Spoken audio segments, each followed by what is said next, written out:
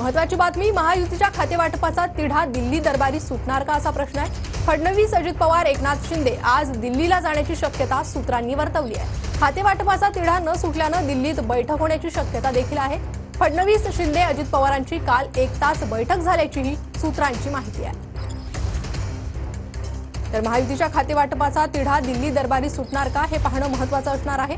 अधिक अपडेट आपण घेऊयात आमचे प्रतिनिधी विनायक डावरुंग यांच्याकडून। विनायक, काय अधिक माहिती येते?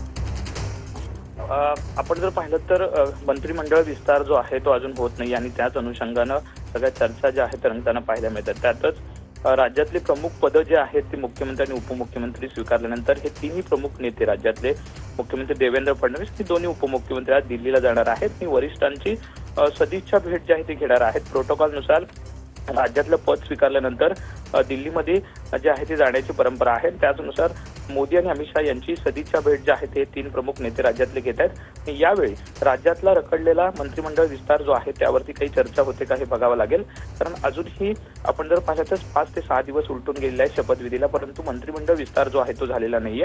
नागपूर अधिवेशन जे आहे ते तोंडावरती आलेलं आहे, त्याआधी हा मंत्रिमंडळ विस्तार होईल असं म्हटलं होतं, परंतु अजूनही स्पष्टता जी आहे ती त्याबाबत येत नाही। त्यामुळे हे तीन प्रमुख नेते आज दिल्लीत जात आहेत। ह्या दिल्लीत गेल्यानंतर वरिष्ठांच्या भेटीमध्ये काही चर्चा होते का हे बघावं लागणार आहे। दिल्लीत काही निर्णय होतो का हे पाहणं महत्त्वाचं असेल। विनायक, धन्यवाद या सविस्तर माहितीसाठी।